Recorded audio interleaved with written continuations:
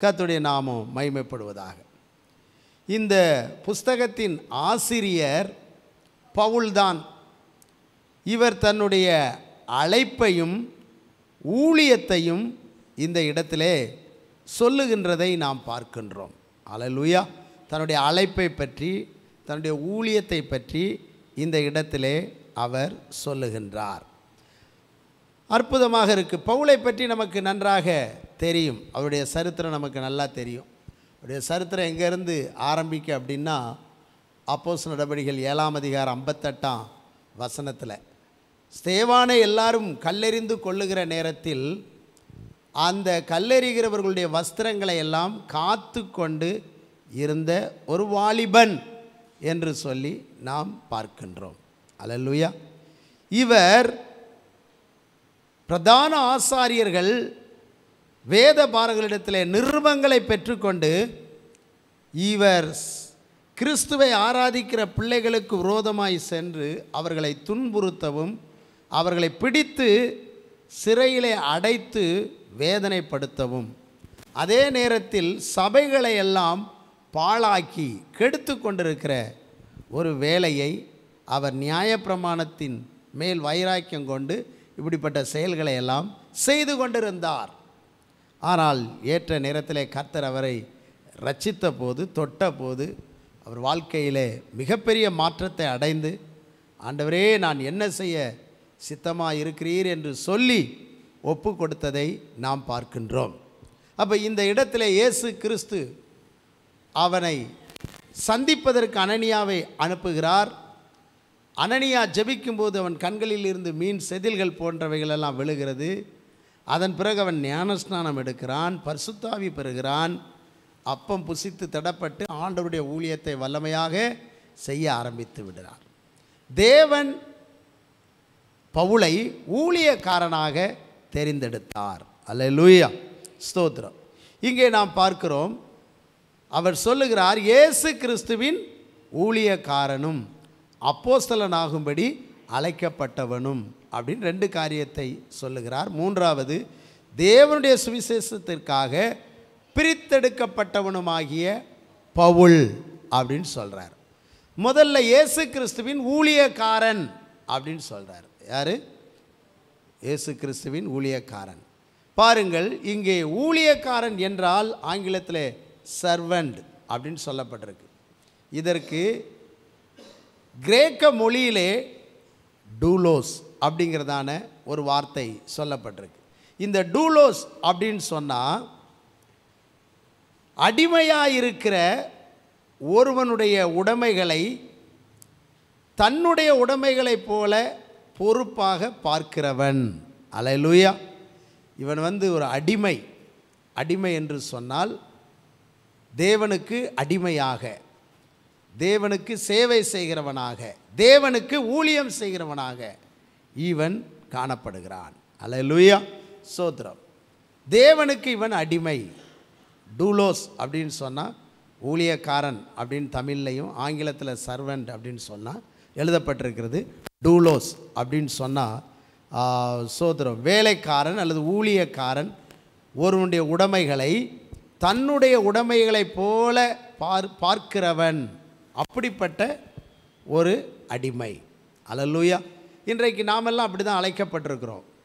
ஆண்டவருடைய உடைமைகளை, ஆண்டவருடைய ஊழியத்தை நம்முடைய ஊழியங்களைப் போல பொறுப்பாக கருத்தாக பார்க்கக்கூடியவர்களாக அழைக்கப்பட்டிருக்கிறோம். அல்லேலூயா, ஸ்தோத்திரம். அப்போது மத்தேயுவில் நாம் 20ஆம் அதிகாரம் 27ஆம் வசனத்தை நீங்கள் வாசித்து பார்த்தீங்கன்னு சொன்னால், மத்தேயு 20:27 ஒருவர் வாசியுங்கள். உங்களில் எவனாகிலும் முதன்மையானவனாய் இருக்க விரும்பினால் அவன் உங்களுக்கு ஊழியக்காரனாய் இருக்க கடவன். அல்லேலூயா. நீங்கள் எல்லாரும் முதன்மையாக இருக்கணும், எல்லாராலும் நான் மேன்மையாய் கருதப்படணும், நினைக்கப்படணும், எல்லாரும் எனக்கு வணக்கம் சொல்லணும், நான் தான் ஒரு பெரிய பாஸாக இருக்கணும் அப்படிலாம் நினைப்பாங்க. அல்லேலூயா. அப்படி நினைக்கிறது நல்லது. ஆனால் அப்படிப்பட்டவர்கள் எல்லாருக்கும் எப்படிப்பட்டவர்களாக இருக்கணுமா? ஊழியக்காரனாக இருக்க வேண்டும். எல்லாருக்கும் ஊழியக்காரனாக இருக்க வேண்டும், எல்லாருக்கும் சேவகம் செய்யக்கூடியவர்களாக இருக்க வேண்டியது அவசியமாய் இருக்கிறது. நிறைய பேருக்கு ஊழியம் செய்வதற்கு விருப்பம் இருக்காது, பணிவிடை செய்வதற்கு விருப்பம் இருக்காது. அநேகருக்கு உதவி செய்து அநேகரை தூக்கிவிட்டு அநேகரை கைப்பிடித்து தூக்கி அவங்களை நடக்க பழக்குவதற்கு வாஞ்சை இருக்காது. ஆனால் அதிகாரம் செலுத்துவதற்கும் ஆளுகை செய்வதற்கும் இப்படிப்பட்ட ஒரு நிலையில்தான் அநேகர் விரும்புவார்கள். ஆனால் பவுல் இந்த இடத்திலே தன்னை ஒரு ஊழியக்காரனாக ஒப்பு கொடுக்கிறார். ஆண்டவராகிய இயேசு கிறிஸ்துவும் எப்படி இருந்தார்? ஊழியக்காரனாகத்தான் இருந்தார். அல்லேலூயா. எல்லாருக்கும் ஊழியம் செய்தார். அவர் நன்மை செய்கிறவராயும் பிசாசின் வல்லமையில் அகப்பட்ட யாவரையும் குணமாக்குகிறவராயும் சுற்றி திரிந்தார் என்று சொல்லி நாம் பார்க்கிறோம். அப்போ பிரியமானவர்களே, நாம் ஆண்டவருடைய அடிமைகள், அவருக்கு நாம் ஊழியம் செய்வதற்கு அழைக்கப்பட்டிருக்கிறோம். நம்மால் என்ன ஊழியங்களை இன்றைக்கு செய்ய முடியும்? சிறு பிள்ளைகளுக்கு தேவனுடைய அன்பை பற்றி சொல்லி தேவனுடைய சிருஷ்டிப்பின் கிரியைகளை கற்றுக் கொடுத்து அவர்களுக்கு சத்தியத்தை சொல்லிக் கொடுத்து பரிசுத்த பாதையிலே நீதியின் பாதையிலே நாம் நடத்தி கொண்டிருக்கலாம்.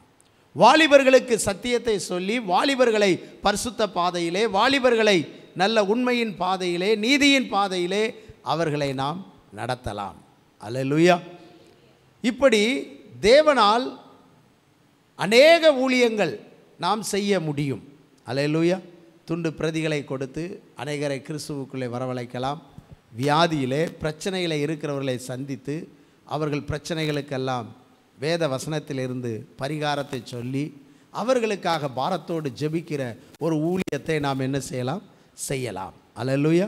இப்படி கருத்தாக கவனமாக நாம் ஊழியங்களை செய்யும்போது நிச்சயமாகவே கர்த்தர் நம்மை ஆசீர்வதிப்பார். ஏனென்றால் நாம் அவருடைய ஊழியக்காரர், நாம் அவருடைய அடிமை. அல்லேலூயா. அப்படியானால் அவருக்கு உகந்த ஊழியங்களை நாம் செய்யும்போது நிச்சயமாய் கர்த்தர் நம்மை பலப்படுத்துகிறார். இரண்டாவது நாம் அங்கே பார்க்கும்போது அப்போஸ்தலன் ஆகும்படி அழைக்கப்பட்டவன் அப்படின்னு சொல்லப்பட்டிருக்கு. யாரா? அப்போஸ்தலன் ஆகும்படி அழைக்கப்பட்டவன். பவுல் அப்போஸ்தல ஊழியத்திற்கு தேவனால் தெரிந்தெடுக்கப்பட்டு அழைக்கப்பட்டிருக்கிறார் என்று அவர் சொல்லுகின்றார். அல்லேலூயா. ஸ்தோத்திரம். அப்போஸ்தலர் என்று சொன்னால் யார்? அப்போஸ்தலர் என்று சொல்லும்போது இயேசு கிறிஸ்து முழுவதும் ஜெபம் பண்ணார். ஜெபிச்சு காலையிலே 12 பேரை வரவழைத்தார். அந்த 12 பேருக்கு என்ன பேர் கொடுத்தாரு? அப்போஸ்தலர்கள் அப்படின்னு சொன்னார். 12 பேருக்கும் அப்போஸ்தலர் என்று பெயரிட்டார். இந்த அப்போஸ்தலர் என்ற பெயரின் அல்லது இந்த பட்டம், இந்த அப்போஸ்தல ஊழியம், இது எதை குறிக்கிறது அப்படின்னு சொன்னால் அனுப்பப்பட்டவர்கள். அப்போஸ்தலர்னா யார்? அனுப்பப்பட்டவர்கள். தேவனுடைய வேலையை செய்வதற்காக ஒரு இடத்திலிருந்து இன்னொரு இடத்திற்கு அனுப்பப்படுகிறவர்கள். யாராலே? தேவனாலே அனுப்பப்படுகிறவர்கள். அல்லேலூயா. அப்போ இந்த அப்போஸ்தலர் பட்டம், அனுப்பப்பட்டவர் என்று சொல்லுகின்ற இந்த காரியம், இது ஒரு அப்போஸ்தலர் ஊழியம் என்றும் வேதத்திலே அழைக்கப்படுகிறதை நாம் பார்க்கிறோம். அல்லேலூயா. சோத்ரா. அப்போஸ்தலர் நடபடிகள் 15ஆம் அதிகாரம் 33ஆம் வசனத்தை நாம் வாசித்து பார்க்கும்போது, அப்போஸ்தலர் 15:33 ஒருவர் வாசிப்போம்.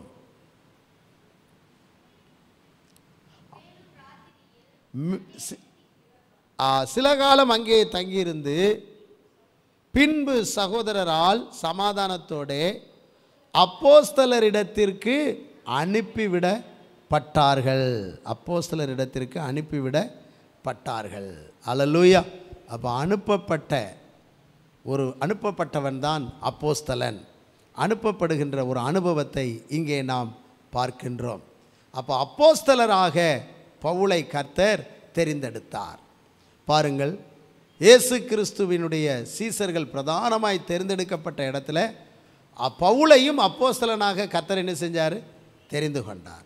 ஒரு காலத்தில் அவன் சபையை துன்பப்படுத்தினாலும் ஒரு காலத்தில் சபைக்கும் ஊழியர்களுக்கும் விசுவாச பிள்ளைகளுக்கும் பிரயோஜனம் இல்லாமல் மாறிவிட்டாலும் தேவன் அவனை ஊழியக்காரனாகவும் அப்போஸ்தலனாகவும் தெரிந்து கொண்ட பிறகு அவன் எவ்வளவு மேன்மையாக ஆண்டவரிடத்திலே கனம் பெற்றான். அல்லேலூயா.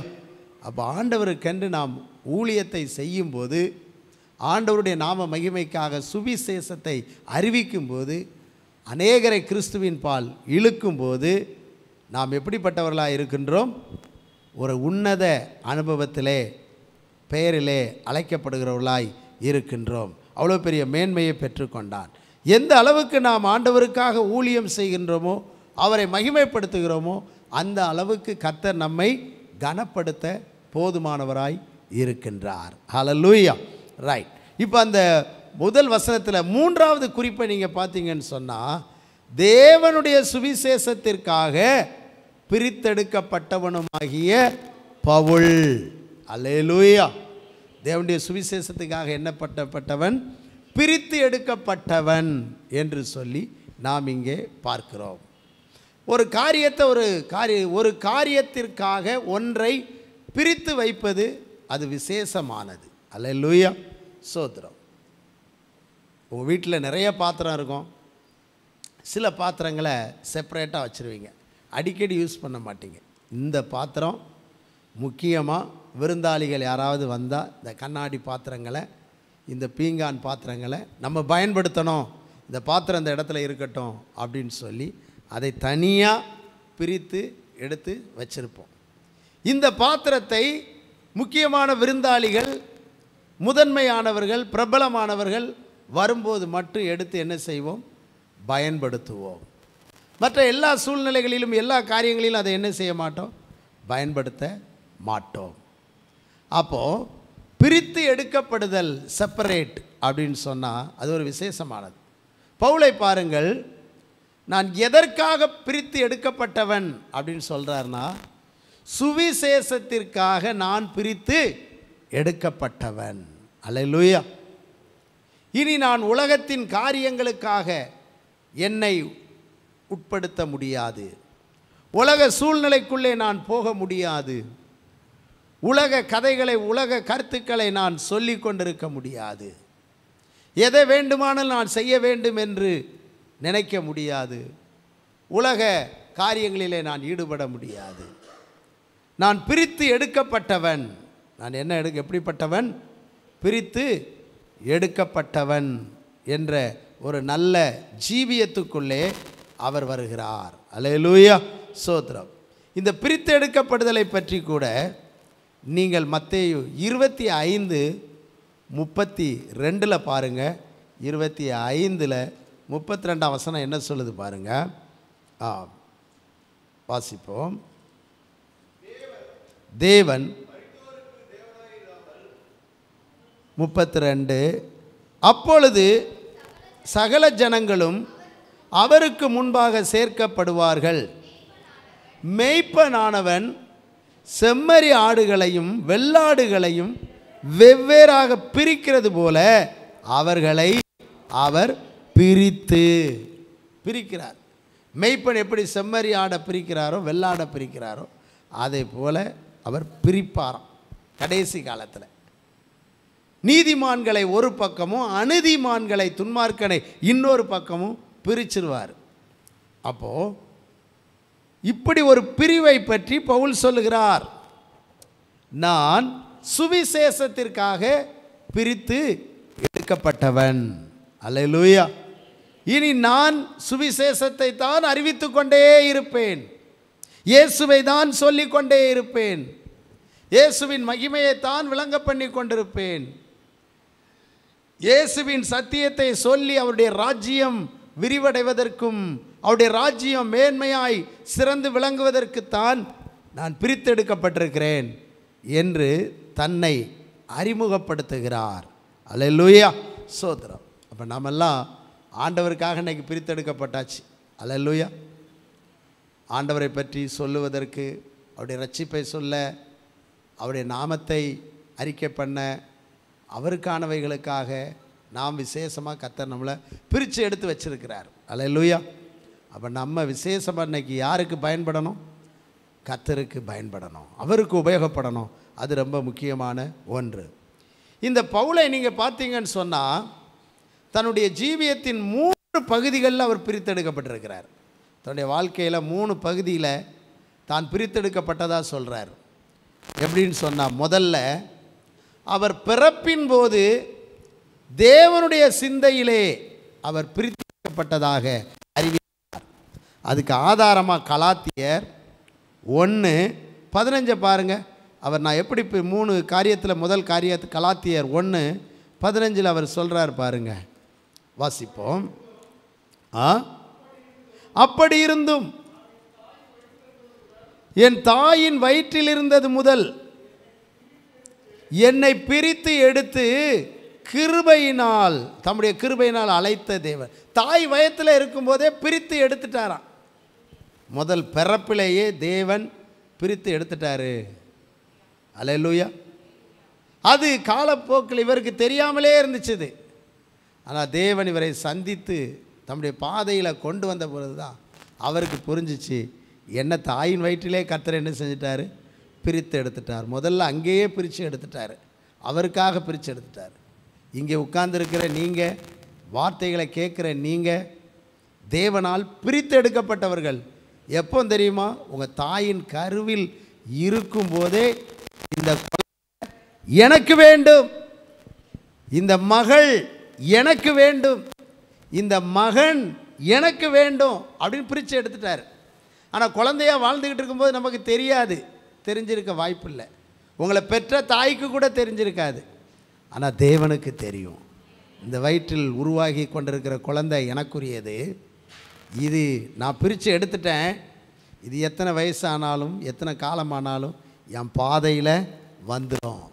நீங்கள் இன்றைக்கி உங்கள் பிள்ளைகளை குறித்து கவலைப்படலாம். ஐயோ முரட்டுத்தனமாக இருக்கிறானே, ஐயோ ஏனோதானன் ஜீவிக்கிறானே, ஐயோ இருக்கிறானே, என்ன இப்படி இருக்கிறான். அவனை கூட கர்த்தர் பிரித்து எடுத்திருக்கிறாரு. இன்றைக்கி பிசாசு அவனை பல வழியில் கொண்டு போகலாம், பல நிலைகளில் ஆட்கொள்ளலாம். ஆனால் சவுலை சந்தித்து பவுலாய் மாற்றிய தேவன் இன்றைக்கும் ஜீவிக்கிறார்.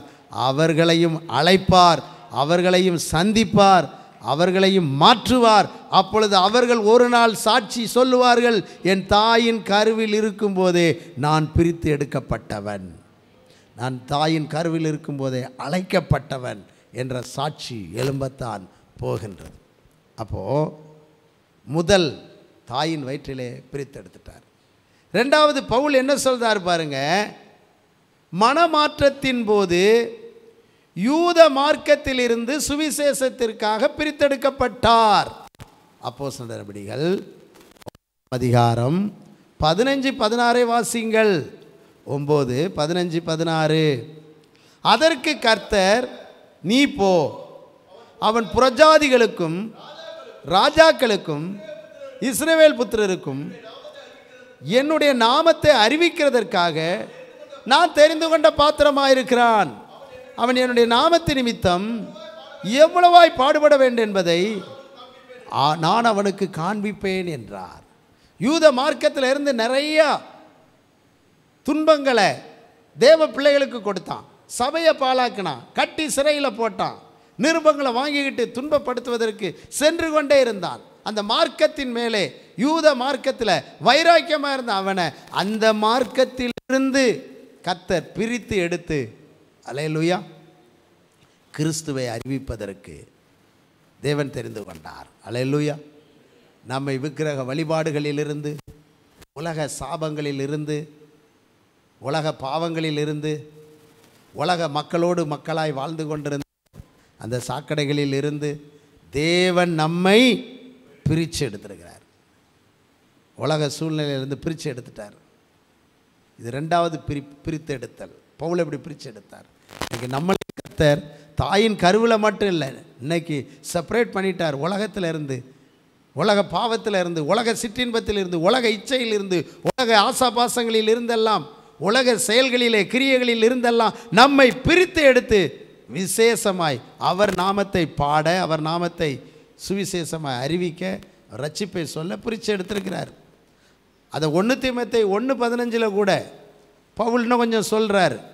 1 தீமோத்தேயு 1:15 பாவிகளை ரட்சிக்க கிறிஸ்து இயேசு உலகத்தில் வந்தார் என்கிற வார்த்தை உண்மையும் எல்லா அங்கீகரிப்புக்கும் பாத்திரமானது. அவர்களில் பிரதான பாவி நான். அல்லேலூயா. பாவிகளை ரட்சிக்க கிறிஸ்து இயேசு உலகத்தில் வந்தார். அதனால் என்னை பாவத்திலிருந்து வெளியே கொண்டு வந்துட்டார் அப்படின்னு சொல்கிறார். அல்லேலூயா.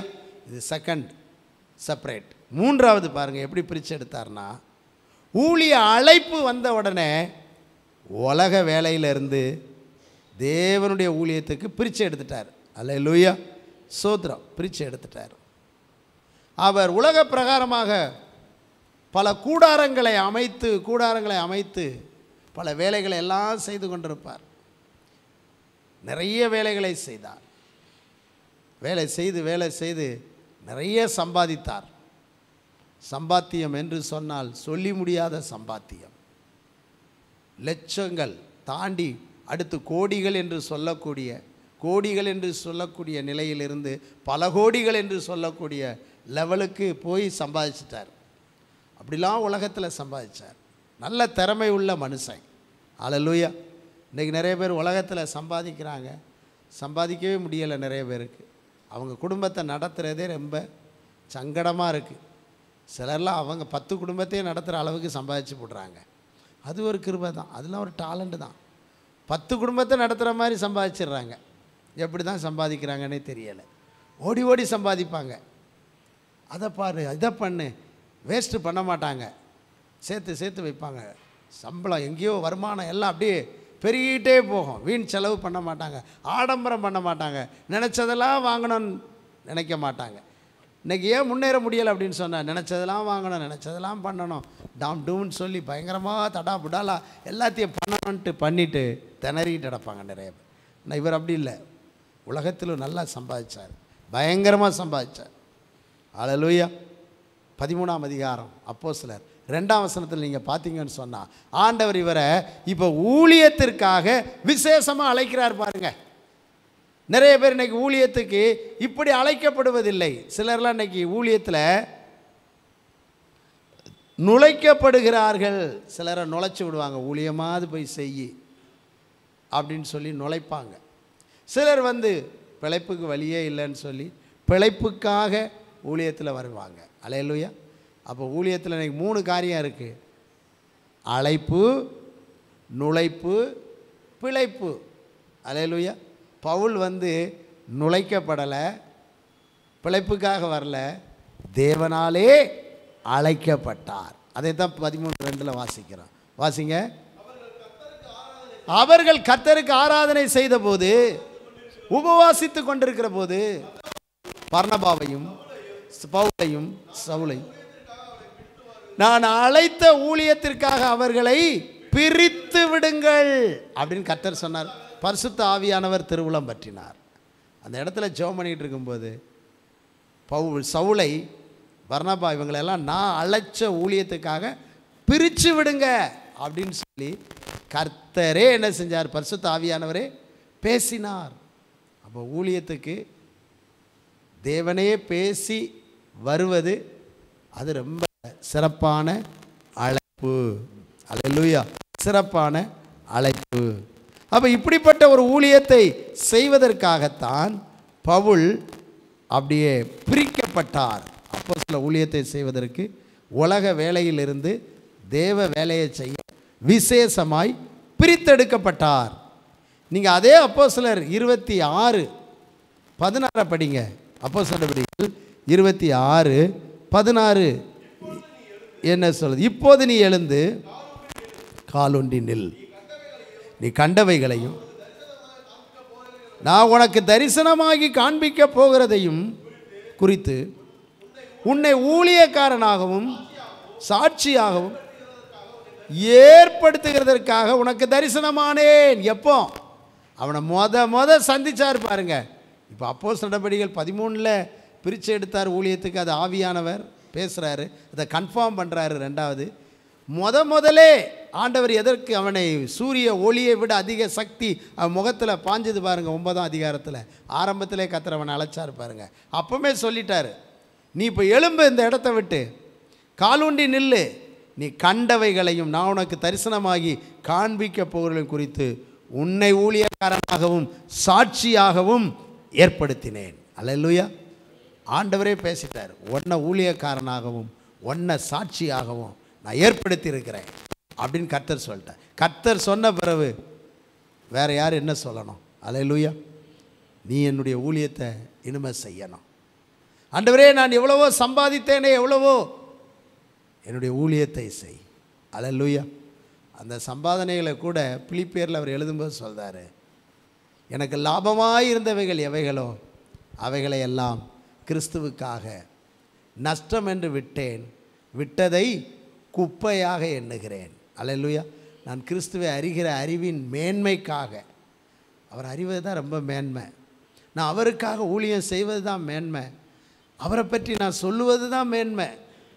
இந்த உலகத்தில் என்ன சம்பாதித்தாலும் என்ன ஐஸ்வர்யத்தை நம்ம அடைஞ்சிருந்தாலும் கிறிஸ்துவை நம்ம அநேகருக்கு அறிவிக்கிற ஐஸ்வர்யத்தை போல, கிறிஸ்துவின் சமூகத்தில் அதிகமாக ஜெபிக்கிற ஐஸ்வர்யத்தை போல, அநேகருக்கு சுவிசேஷத்தை அறிவித்து அறிவித்து அநேகரை ரட்சிப்புக்குள்ளே நடத்துகிற ஐஸ்வர்யத்தை போல, அநேகரை சபையிலே அழைத்து கொண்டு வந்து அநேகரை சத்தியத்தை சொல்லி அநேகருக்காய் ஜெபித்து அநேகரை உற்சாகப்படுத்தி அநேகரை ஆண்டவருக்குள்ளே எழுப்பிவிட்டு பிள்ளைகளை, வாலிபர்களை, பெரியவர்களை எழுப்பி விடுகின்ற ஐஸ்வர்யத்தை போல ஒரு பெரிய ஐஸ்வர்யம் இந்த உலகத்தில் இருக்கவே முடியாது.